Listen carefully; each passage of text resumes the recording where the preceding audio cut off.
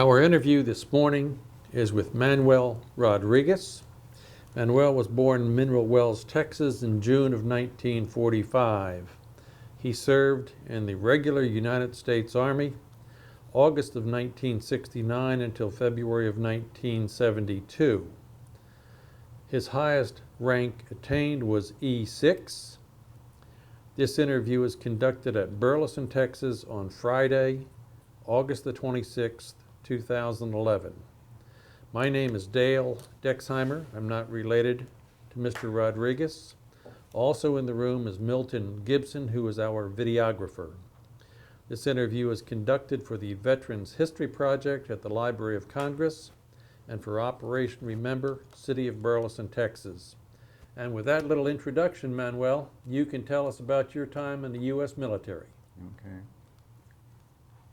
Well, I went into the basic training. I was in the National Guard. I went to basic training January the 2nd, 1965. I went to Fort Polk, Louisiana. And there was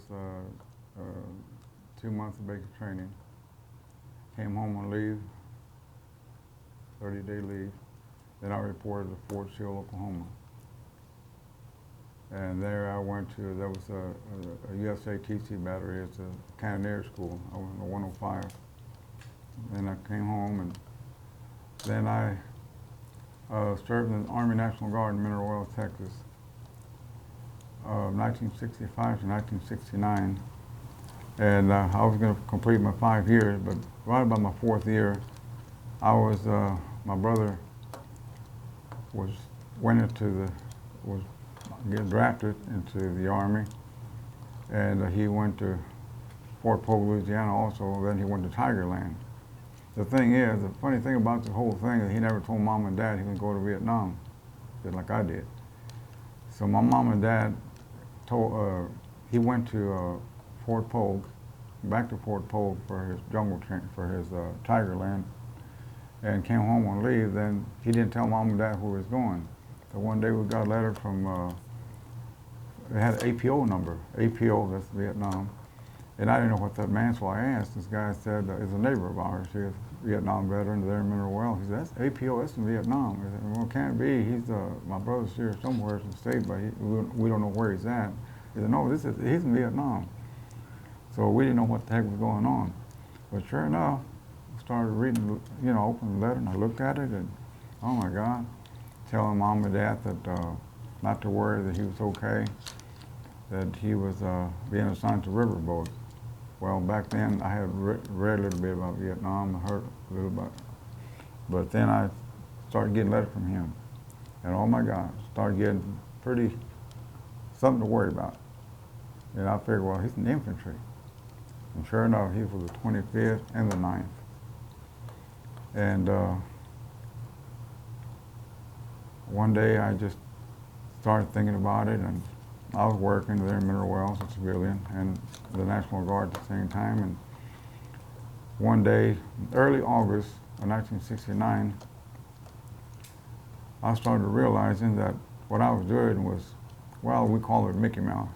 I don't know, not the thing to be saying, but what I was doing didn't sound right for him to be in Vietnam. And I was here going summer camp with the Army National Guard. It just didn't sound right at all. So the day came when I decided to leave my civilian job and go regular Army. I went to the recruiter downtown Mineral Wells. There's a black guy there. He was the E6. He said, what can I do for you? He said, well, sir, I'm here to go to the regular Army. I'm going to drop out of the National Guard, and I want to go RA. I said, are you kidding me? He goes, I said, no. Anyhow, we talked a little bit, and finally he said, well, I hope you know what you're doing. He said, I'm just trying to help you. You're asking for trouble. I said, yes, I know. Well, that's the way you feel about it. Well, see what I can do for you. I took my written test, and sure enough, sent me to Abilene. And I was 500 men were up there at that induction station in Abilene, Texas. I guess what they call it. There were a whole bunch of guys in there, all being drafted. Very few regular Army, very few most of them are U.S. being drafted. So they swore us in, and never been on a plane before. They flew us out of Abilene to Fort Bliss. Then I arrived at Fort Bliss, and I went to a refresher course. I was there, I guess about 2 months. Then I came home, back to Mineral, came home on leave, and I got orders to go to Fort Huachuca. I was there September, October, November, December, January. And February and March, I had a 55-day leave. And then I was home 55 days. And I had about 6 days left, and I didn't want to tell Mom and Dad where I was going. I told them I was going to Germany. So they weren't really worried about it, and it was just bothering me because I had just days. I was 55 days. I started counting all the way down to 50 days, and I said, I might as well get it over with. So I told Mom and Dad that night before I left, I said, Mom, Dad, I got something to tell you. I'm going to Vietnam. So you can imagine. So my dad didn't go to work that day. And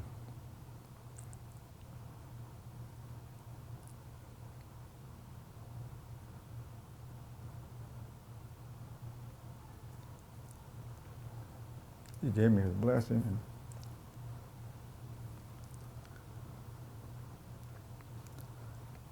Anyway, I left, and I went to the bus station there in Mineral Wells, and I didn't look back. I just went. I left the house, and I saw my dad for the last time. And I went up to the bus station, and I headed west, and I reported. My port call was Fort Lewis, Washington, and then I was there 3 days, and I processed out of this country.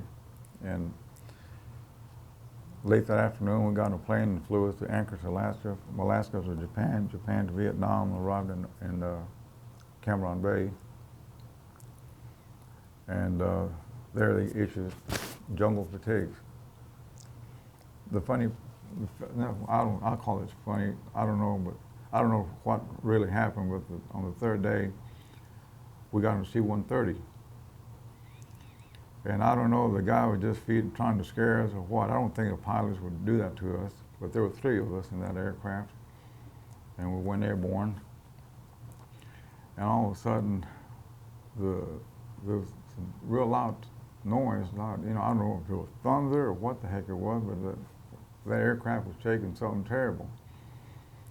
So I got real panic, me and the other 2 guys, Private Bell and Private Cleghorn. I don't remember the names.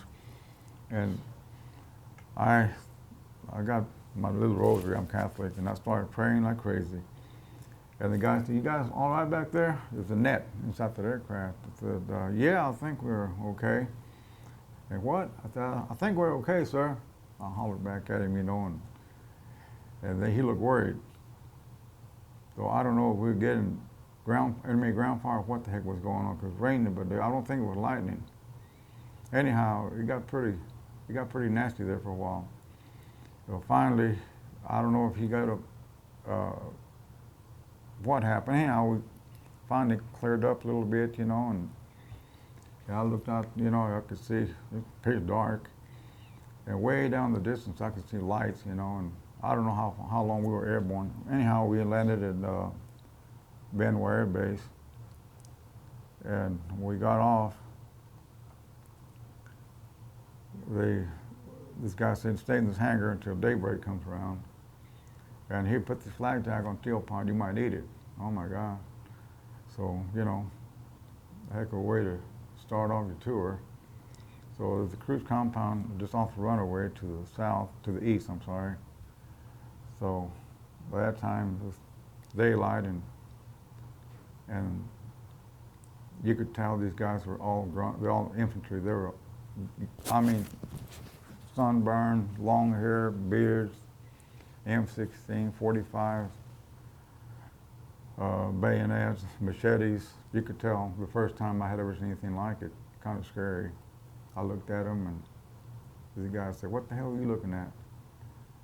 And 'cause I don't know, my friend, the guy, Private Bell, he asked one of the guys something, and I guess he stared at him too much, and one of the guys said, don't say anything to him, just leave him alone. You could tell these guys have been in combat. You could tell they've been there a long time. They had glittery eyes, sunburn, and they look angry. There was anger in their faces. And I was leaning up against the sandbags. I was tired and sleepy, and here comes this guy. You guys hungry? You guys just arrived here. Yes, sir. Well, we got some goodies here for you. He bought a box of sandwiches and drinks and water. And he said, those guys right there next to you, don't leave them alone. Don't talk to them. Don't say anything to anybody. And the guy comes up to me and said, "Me, you just got in. I got a brand new uniform on." He said, "Look at me." And I said, "Yes." I was kind of scared, you know. You could tell these guys they weren't about to take nothing from no one, just by looking at them. This guy was out of the first cab. Anyhow, we were there a little bit, and then took me down to Long Bend. We processed in. And the guy says, "Here's your MOS." And it's 64 Gulf. I said, "What is that?" "We're going to be assigned to quorum. You're going to be a EOD demolition." Well, I said, "I'm not school trained." I said, "Well," "I'm supposed to be a 13 Bravo artillery." And he goes, I don't remember the exact word, but anyhow, he goes something like, "Well, we're going to be assigned to EOD, demo squad." Well, okay. So they put us in a quarter ton and quarter ton, and drove us down to this gate in Long Bend, pretty big base. And from there, they picked us up and flew us to in a helicopter. First time I've been in a helicopter on the Huey. There's another very disturbing thing. The pilots and the crew chiefs and the door gunners were not friendly at all. You could see hate in their eyes, worry, death.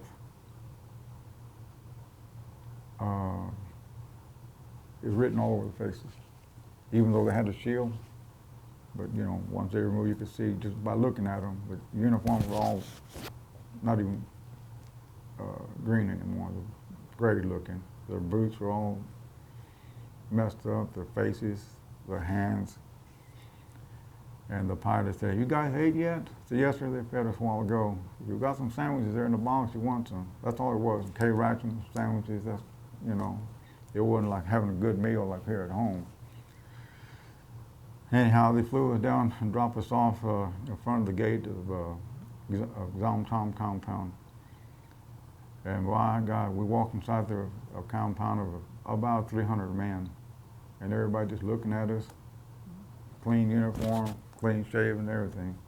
You walked in there and you could tell that was Vietnam for you. So we walked in, and the sergeant met us up inside the gate, and he goes, "What's your MOS?" "Well, 64 Gulf." "Okay, follow me." So follow to this Connex. It's all sandbags, and it's getting dirty by the day. You know, we're getting deeper and deeper into the. He said, "We're going to assign you. We're going to issue you an M16 rifle, 45, and you get the hang of this after a while. It's, you know, you're not going to go into combat. Nothing's going to happen to you. You're going to be okay. It'll just be a while before." Well, sure enough, we bed down and we started my tour, and everything's fine.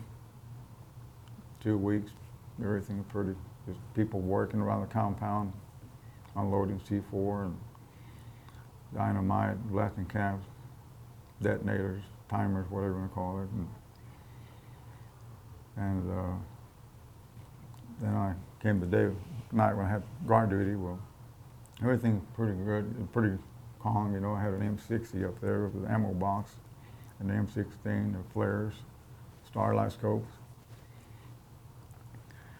Anyhow, I went on next day and the next, and went on.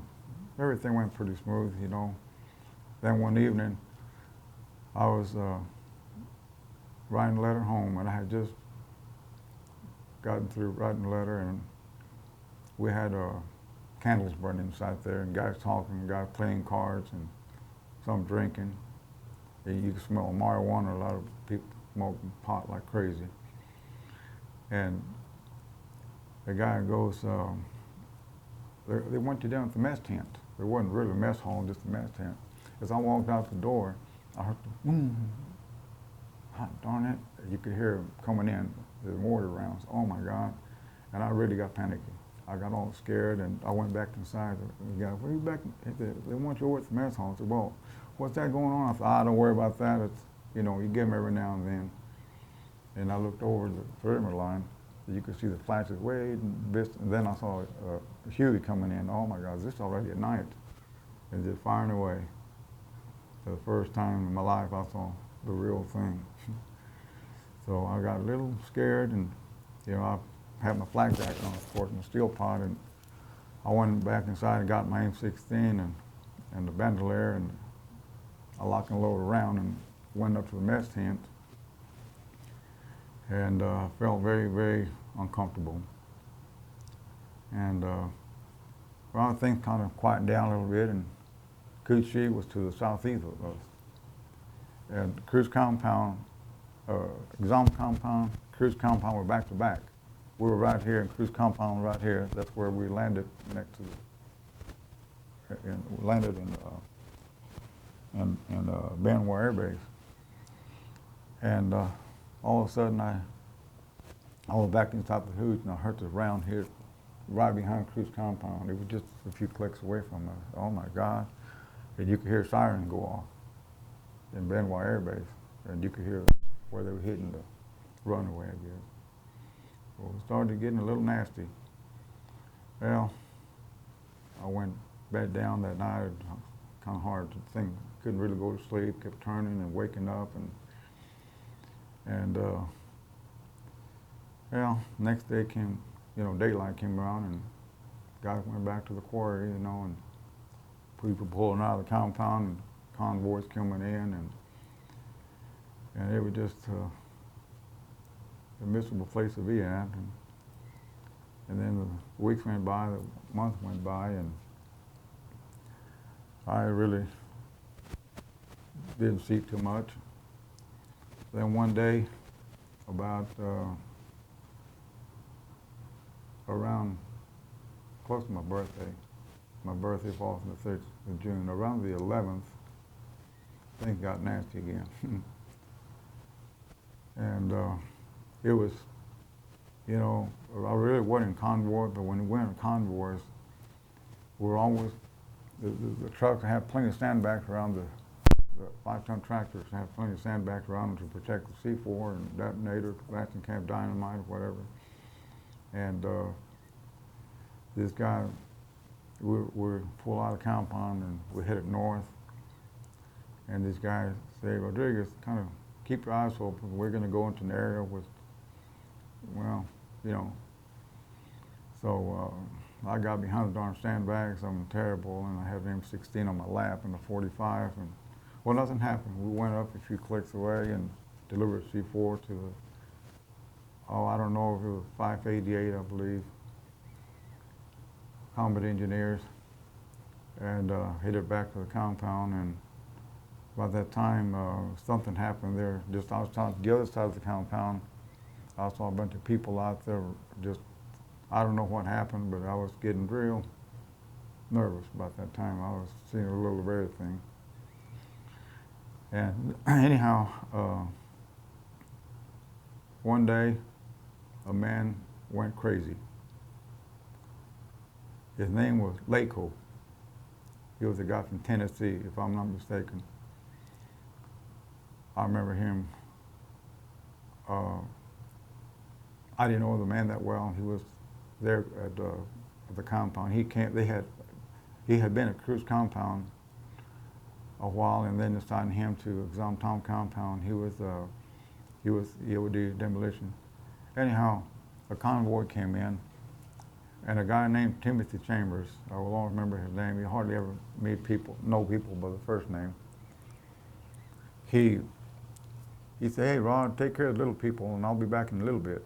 when you say little people, you're talking about Vietnamese babies, little kids, always around playing with you. You know, I enjoyed kids very much. And I grabbed the little babies and put them in a sandbag, sitting down, about 5 of them.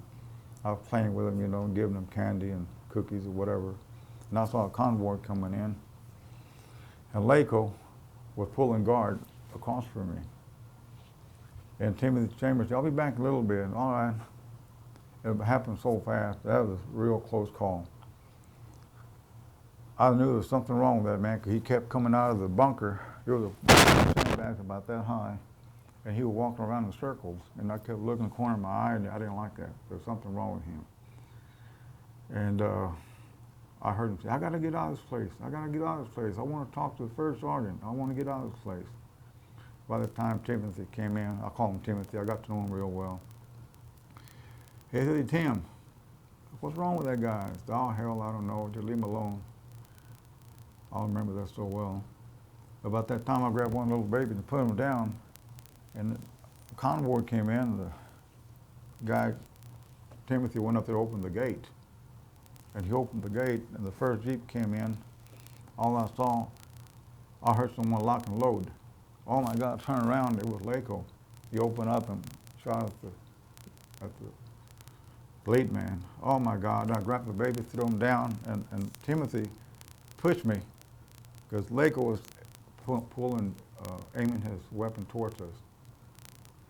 And somehow the other, he started running, he tripped. And he got up again, and he fired at the Jeep.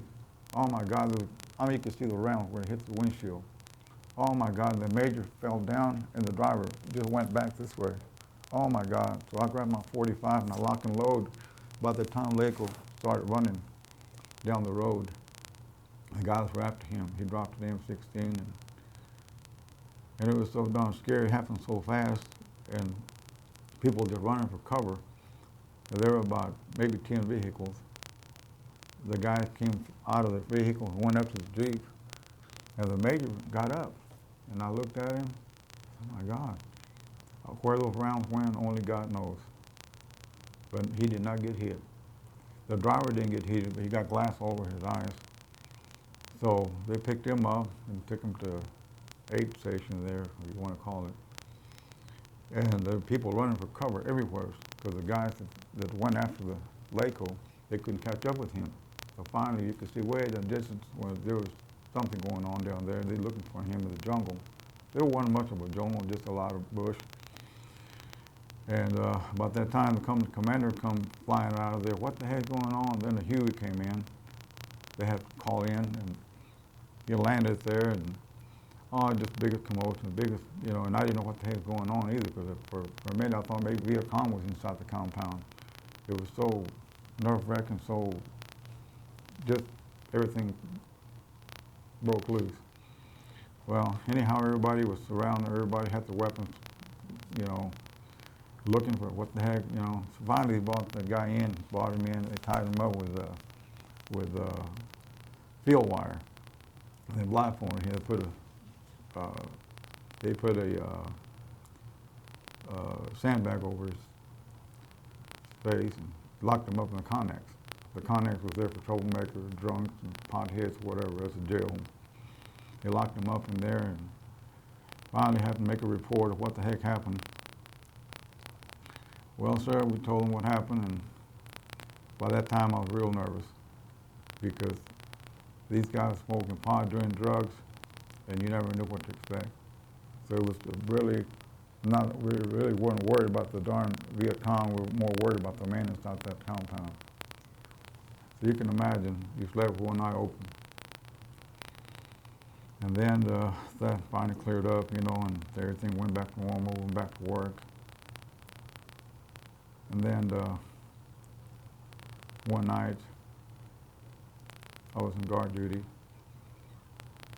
and the dogs were barking away in the village, a few clicks away from us. Well, I wouldn't say, a click is almost a mile. I would say less than a click. There was a village, and the dog just barking away, and oh my God. The guy said, hey, Rod. They call me Rod for Rodriguez. I don't like this. I don't like it either. Get your starlight's coat. And started scanning the area and couldn't see anything. And then all of a sudden, the mortar started coming in. Oh my God. So you know. And oh my God. And the guy said, you guys better keep your eyes open, because we got on the field phone.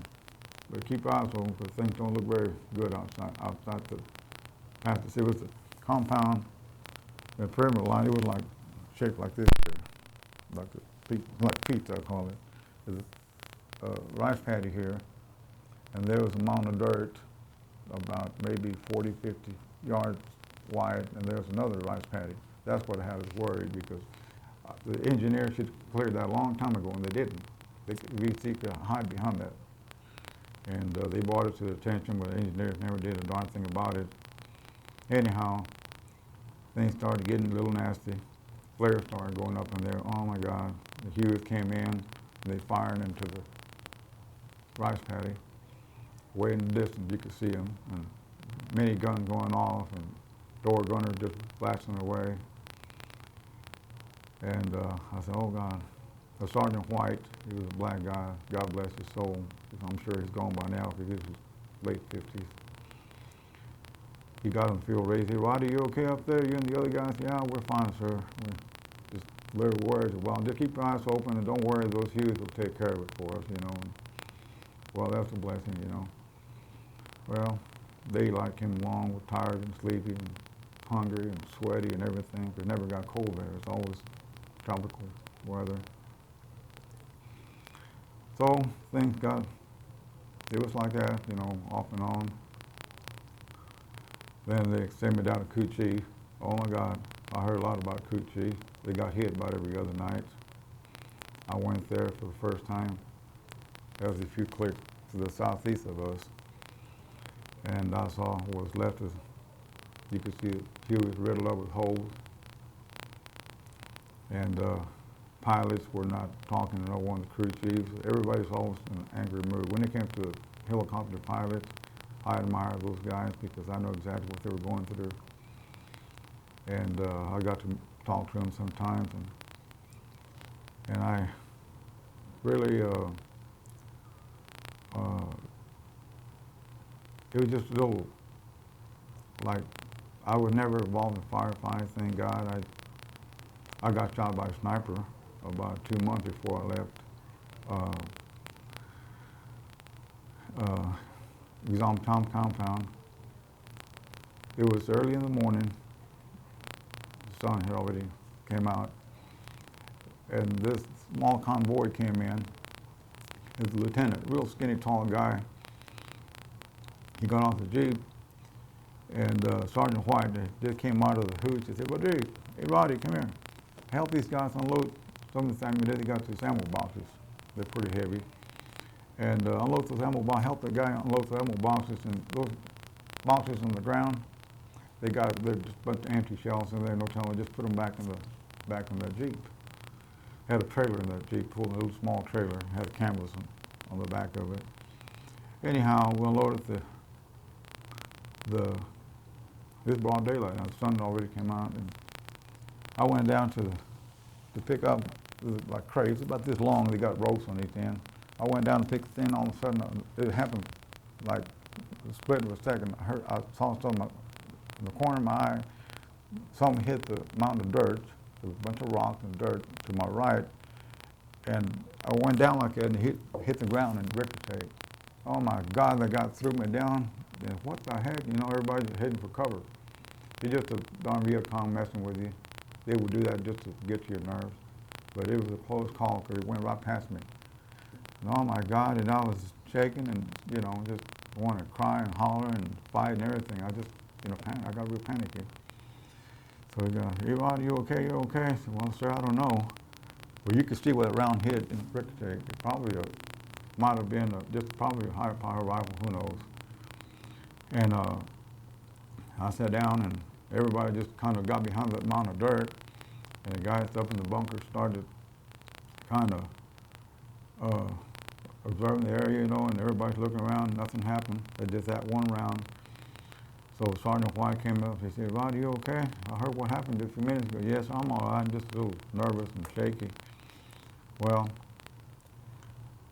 I sat down there, and the other guys helped the lieutenant and loaded the stuff up, and the convoy dropped a bunch of stuff, and they took off.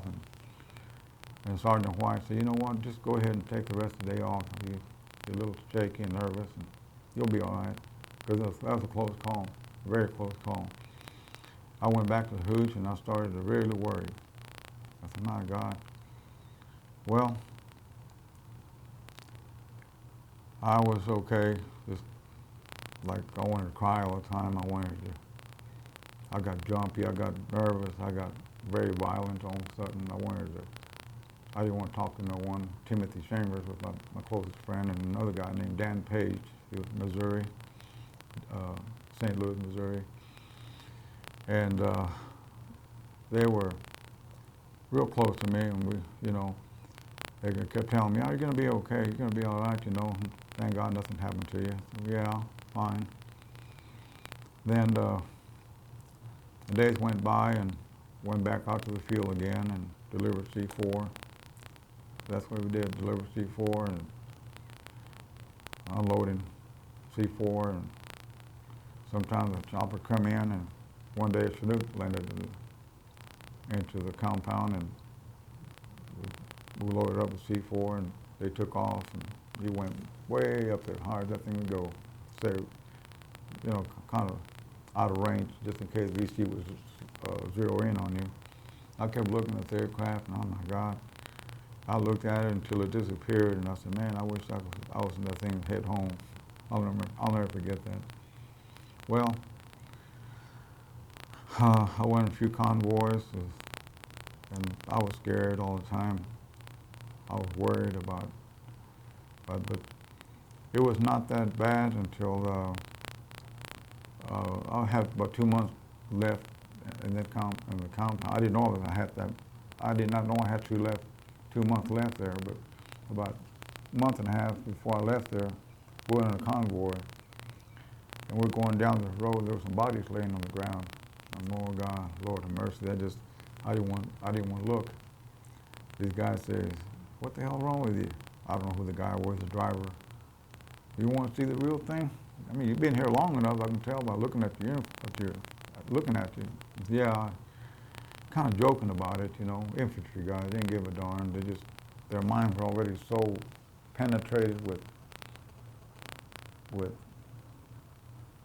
I don't know what the word is, with combat, I guess, that they just didn't really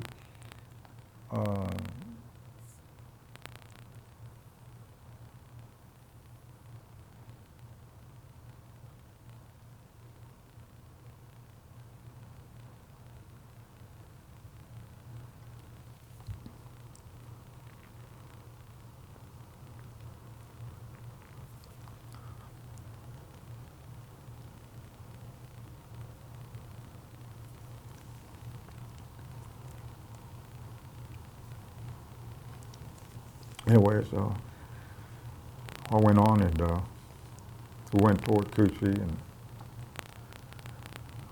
those bodies kind of stayed in my mind, and they were covered up. When I came back, of course,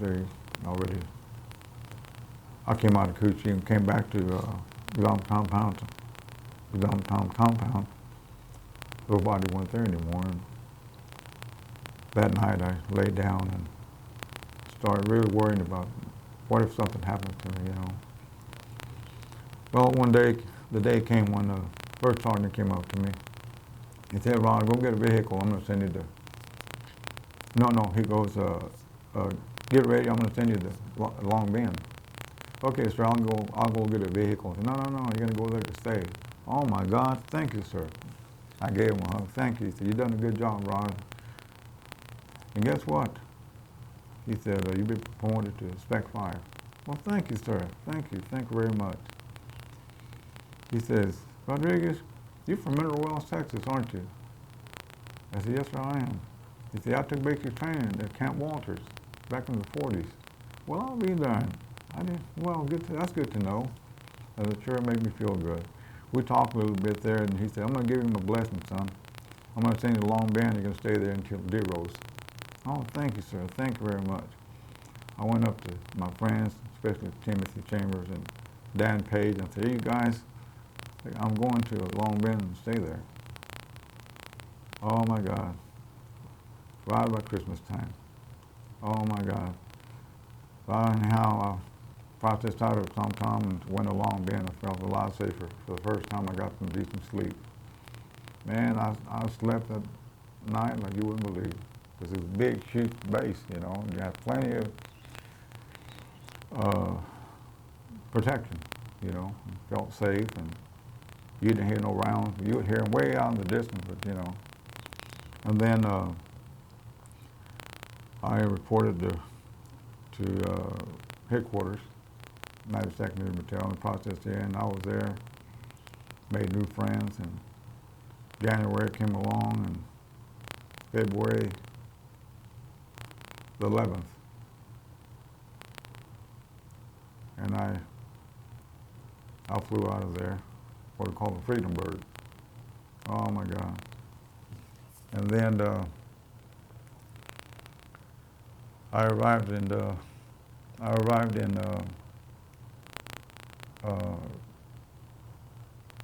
Oakland, California, and I was there, processed into the country. I was there a couple of days. Then they took us to the LA International Airport and non-stop from LA all the way to Love Field. But let me tell you something, when I arrived in this country, it was so good to see American faces, American cars, white people, call them white people, Americans, black, white, no matter what color, they're Americans. It was so good. But the funny thing about this, I look back now, no one ever said welcome home. Nobody said a darn thing to us. We're all sunburned, all of us. We look like, you know what, we look terrible. When we left this country, we're all clean faces and, you know, all clean shaven and everything. We arrived, of course, we're wearing our Class A's, we're wearing our khakis and everything, but, you know, we had medals on us that made all the difference in the world. My God.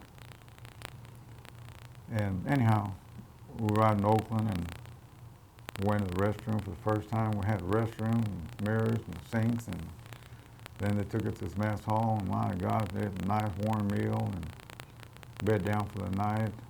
We kept waking up every 30 minutes, and every 30 seconds kept waking up. You're worried about, oh God, I'm stateside now. I'm not in Vietnam anymore. And some of these guys were up all night. And there was one guy walking up and down the bay in the barracks the whole night, talking to himself. He came back with us from Vietnam that day. And then the second night, anyhow, the third day they flew us home. And I arrived in Dallas, Love Field, and I took a cab to the bus station, Greyhound bus station, downtown Dallas, and then I got in the bus, and stopped in Fort Worth, and the bus won't be hitting Manuel Morin till around 1 o'clock. Fine. I went downtown Cathedral, and I knelt down and I thank God for bringing me home. And I still go there. I've been going there for years. But I've been here 28 years. But at that time I was in Manuel Morin. And anyhow, I stopped there, and then the bus hit us from Manuel Morin. Oh my God. It went right past Fort Walters. And I looked over there and I looked at the helicopters, and my God, that was nerve-wracking. I kind of went into a daze and like a flashback. I don't know what happened to me that day. I went right past Fort Walters, and you could see the helicopter in front of the base, and then you could see them in the distance. And I got to, well, forget about that. I'm already home. Anyhow, we arrived at a little bus station there in downtown Manuel Morin, and oh my God. And I walked home. I got my duffel bag, and no M16, no M14, no hand grenades, no knives, no machetes, no flares, no nothing. I just had my duffel bag and a camera and a AWOL bag with me. And there I was. I walked all the way home, and I was in front of the house, looking at the house, and my gosh, what a beautiful feeling. A feeling you never forget. It was like a dream that a year ago I was here leaving home. I turned my back to the house, and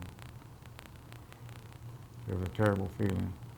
Anyhow, I stood in front of the house, I looked at the house, and oh my God, it was the most beautiful thing you ever saw. A day you never forget, you know. And there I was, you know, and my mom was inside, and I walked up there, and she had her back to the entrance of the house, to the door, and she said, "Come on in, Lupe." She told my little brother come in. She didn't know it was me. I dropped everything. She turned around, and oh my God, she started crying, and oh my God. And my God, what a wonderful feeling to be alive and to be here talking to you guys about it. You know, that's been almost 40 years ago. But it's something you never forget, the heck of an experience. But Your story is probably a little more realistic than a lot of what we hear. oh really? Yeah, yeah. You know, I was You- never. I'm serious. I was not ever in a firefight, thank God. But at one time, one of the convoys, this guy told us, he said, "You know, the VC's out there, they're watching us. But why they haven't done anything, I don't know." And we kept going. We're going up a mountain. That was scary. Because nothing happened. Why? Nobody knows. But I'm going to tell you something. I want you to listen to me very carefully what I'm going to tell you. There is a God. There's Jesus. We have saints. We have candles. We have prayer. And if people don't believe in miracles,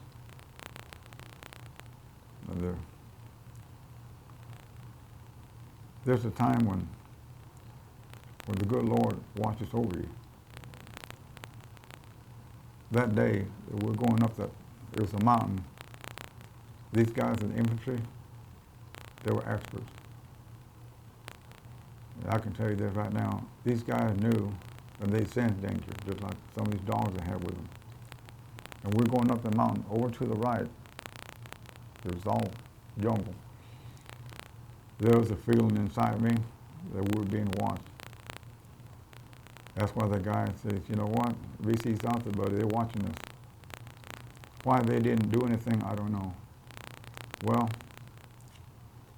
on the way back the next day, I noticed that same area. You can imagine going back to that same area we were the day before, and knowing that I remember what that guy had told me. He was riding shotgun. He had a bandana around his head and the beard, and he was infantry like you would not believe. And you look at these guys, let me tell you something.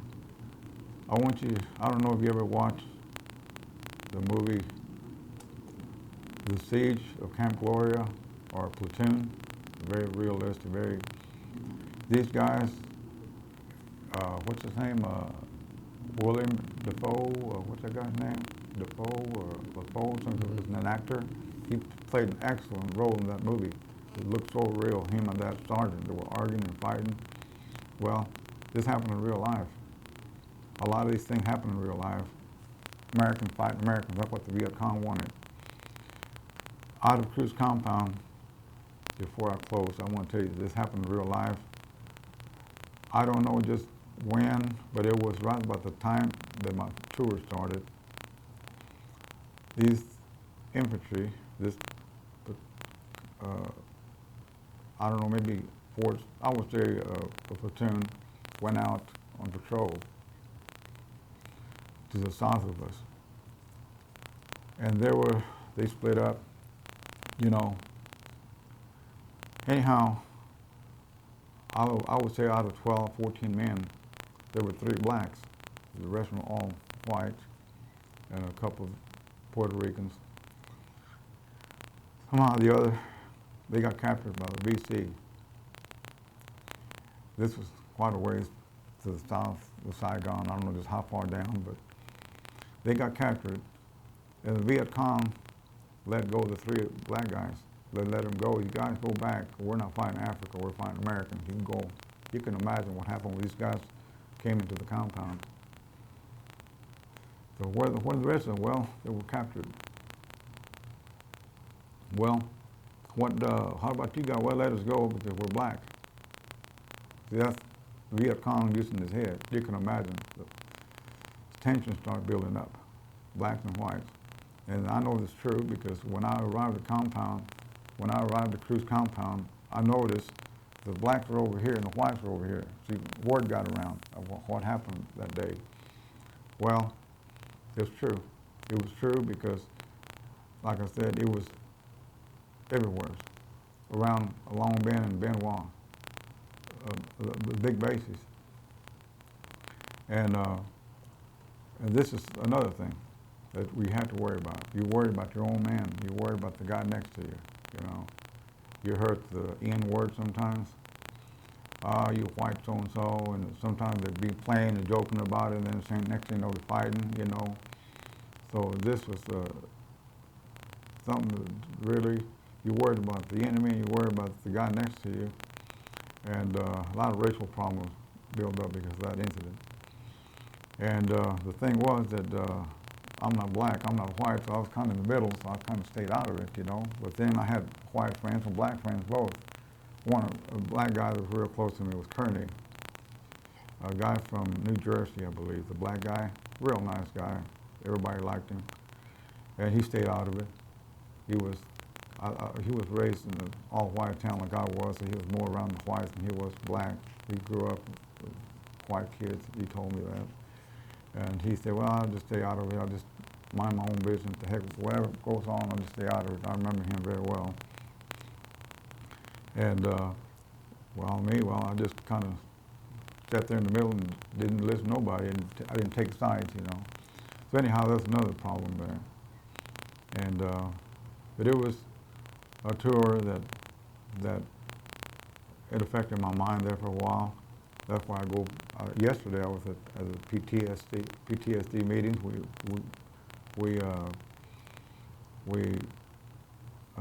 We attend on Thursdays at 1300 to 1 o'clock. Susan Avery is she's our counselor, and she's her and Jan Bennett and the above. They help us a lot get this. Let me ask you one question, Manuel, and then we'll wrap this up. Yes, sir. Your brother come back okay? Yes, he came back. He had the same welcome from Mom that you got? Yes, he was. I saw him that day. He came home, and he was all hugs and everything. And that's the only time. Let me say this: that's the only time my brother and I ever talked about Vietnam. The day I arrived home, he became a very, very, very. He changed a lot. In fact, my mom told me that day, "So your brother's going to be home in a little bit. Don't say anything to him. He's not frank anymore." I said, "What do you mean by that?" She said, "Well, he's a man of few words." That's what you told me. He's changed a lot. My brother was involved in he was some heavy fighting in Vietnam. He was the 25th and the 9th at Cookie Patch, 18 months. And he saw a lot of action. His medals are nothing like mine. In fact, 2 years ago, I was in my other brother's house, and I was sitting on the couch, and under the couch, I saw this thing sticking out. I don't know what it was. And I looked at it. It looked like a picture frame. And then I took it out as my brother's medals. He got the air medal, his medals are nothing like mine, because he was infantry. And him and I have never discussed Vietnam except that day. We were sitting on the step of the house, in front of the house there, and he said to me, "How was it?" I said, "Well, it was all right, I guess. I'm here. How about you?" And he didn't answer me. Because I remember Mom had just told me an hour earlier, don't say too much to your brother. And 2 years ago, I found out what he really went through, just recently. But he was with the 25th and the 9th, and he was in the jungle, and he was on the river boats. And also the air medal, he got the air medal. So I can imagine what he went through. Mine was nothing compared to his, but then again, mine wasn't all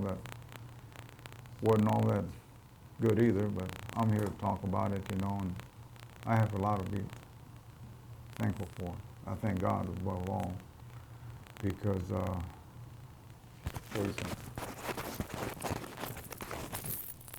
I don't take these off. These are my medals, religious medals. I have my cross there, my little things. I'm Catholic, and I believe in miracles. I believe in. Of my tour, that time I got shot by a sniper, that was my number one scariest moment I had. And then that day we went on a convoy, and they told, this guy said, everybody was looking at the jungle, at that tree line. They knew there was something about to happen. And I was, you can imagine, I was sitting behind the sandbag in that truck, and I couldn't even think straight. My mind was almost going blank, because I was expecting a firefight, the mortars come in, and anyhow, I had my close calls and my scary moments, but I'm here, thank God that I'm here, you know. And we appreciate you coming by Yes, this sir. morning. Yes, sir. Tell us your story. Appreciate your time in the service, sir. Thank you, sir. We Thank really you. do. Thank you. Yeah, Yeah. it's quite a story you've got. Thank you. Bet. Thank you, Yeah. Manuel. Yeah, you're welcome, sir. Thank you.